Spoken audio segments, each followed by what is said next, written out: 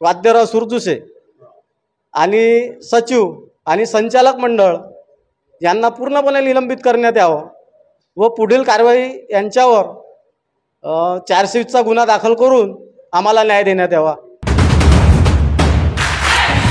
सुरजुसे मी नदीवर गेलो होतो झुंजावर गेल्यानंतर मग त्याच्याजवळ मासोळ्या नेल्या होत्या मीनं।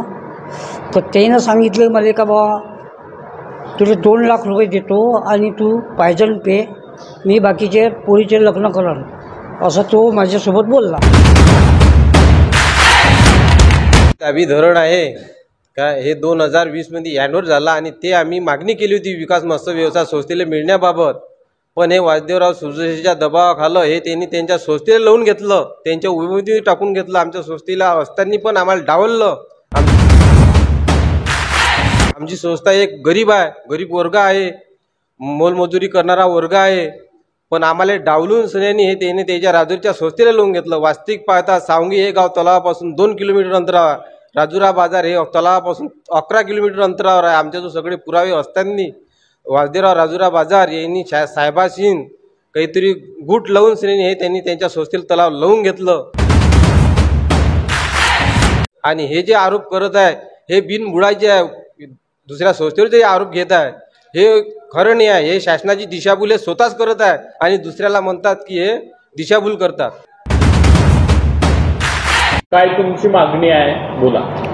या माध्यमाद्वारे तुम्हाला आमची अशी मागणी आहे, आम्ही नळ दमयंती मत्स्य सहकारी संस्थेचे सभासद असून आम्ही वार्षिक सभेमध्ये जे आम्ही लेखी स्वरूपात मागण्या केल्या त्या मागण्या पूर्णपणे त्यांनी देण्यास नकार दिला।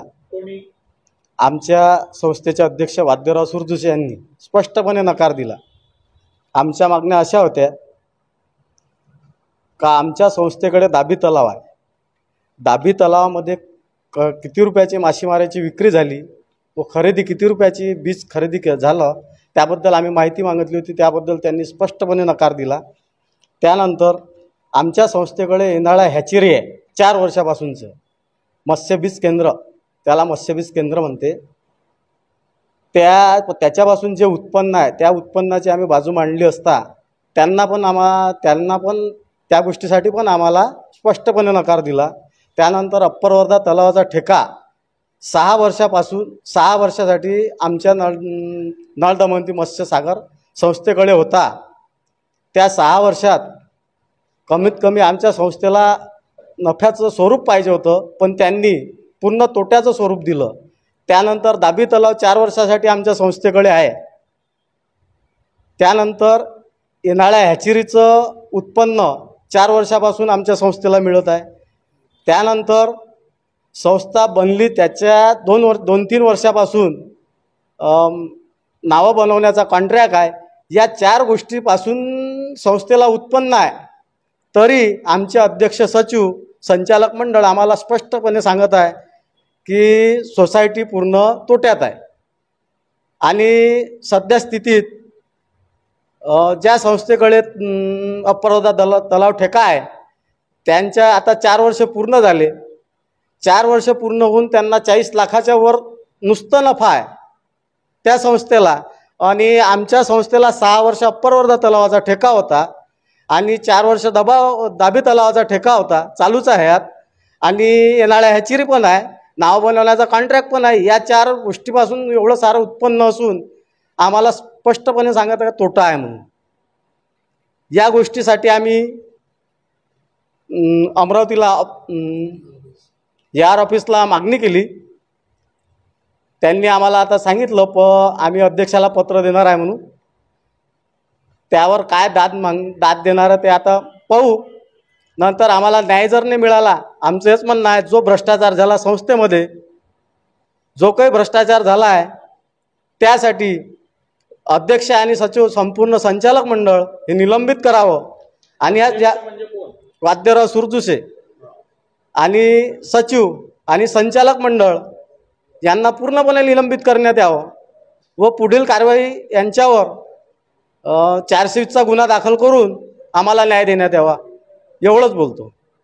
सुरजुसे मी नदीवर गेलो होतो झुंजोवर गेल्यानंतर मग त्याच्याजवळ मासोळ्या नेल्या होत्या मीनं.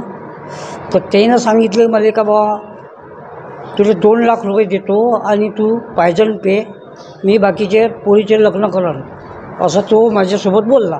काऊन म्हटलं होतं असं? मच्छीमार करताना सापडलो होतो. तुम्ही कोण आहे? संचालक असतात. तेव्हा संचालक होते. संचालक तर काढला आहे आपल्याजवळ अजूनही. असं बघा. रमेश गणपतराव नांदणे, सावंगी, विकास मत्स्य व्यवसाय अध्यक्ष. जे दाभी तलाव आहे, हे दाभी तलाव माझ्या गावावरून 3 किलोमीटर अंतरावर आहे. जे त्याचे आरोप आहे विकास मत्स्य व्यवसाय संस्थेवर, हे आरोप चुकीचे आहे. कारण की हे जे तलाव जे हँडओव्हर झालं 2020 मध्ये हँडओव्हर झालं, हे जी यशवंत बाबा संस्था आहे हे 2013 मध्येच बनलेली आहे. हे आम्ही शासनाच्या निदर्शनात आणून दिलं. हे ऑफिसवाल्यानं शासनानंच ते संस्था यशवंत बाबा रद्द केली. काही यामध्ये आमच्या संस्थेचा काही हे नाही आहे, दोष नाही आहे. ना आम्ही हे जे दाभी धरण आहे का, हे 2020 मध्ये हँडओव्हर झाला आणि ते आम्ही मागणी केली होती विकास मत्स्य व्यवसाय संस्थेला मिळण्याबाबत. पण हे वासुदेवराव सुरजेशीच्या दबावाखालं हे त्यांनी त्यांच्या संस्थेला लावून घेतलं, त्यांच्या उमेदवारी टाकून घेतलं. आमच्या संस्थेला असताना पण आम्हाला डावललं. आमची संस्था एक गरीब आहे, गरीब वर्ग आहे, मोलमजुरी करणारा वर्ग आहे. पण आम्हाला डावलून सन्यानी हे त्यांनी त्याच्या राजूरच्या संस्थेला लावून घेतलं. वास्तविक पाहता सावंगी हे गाव तलावापासून 2 किलोमीटर अंतरावर, राजुरा बाजार हे तलावापासून 11 किलोमीटर अंतरावर आहे. आमच्याजवळ सगळे पुरावे असताना वासुदेवराव राजुरा बाजार यांनी साहेबाशी काहीतरी गुट लावून सन्यानी हे त्यांनी त्यांच्या संस्थेला तलाव लावून घेतलं. आणि हे जे आरोप करत आहे हे बिनबुडाचे आहे. दुसऱ्या संस्थेवर जे आरोप घेत आहे हे खरं नाही आहे. हे शासनाची दिशाभूल हे स्वतःच करत आहे आणि दुसऱ्याला म्हणतात की हे दिशाभूल करतात. त्या अरुणराव पोहनेचा यामध्ये काही दोष नसताना हे सगळं वाद्यराव सुरजेशीनंच घडून घेतलं आमच्या हातानं.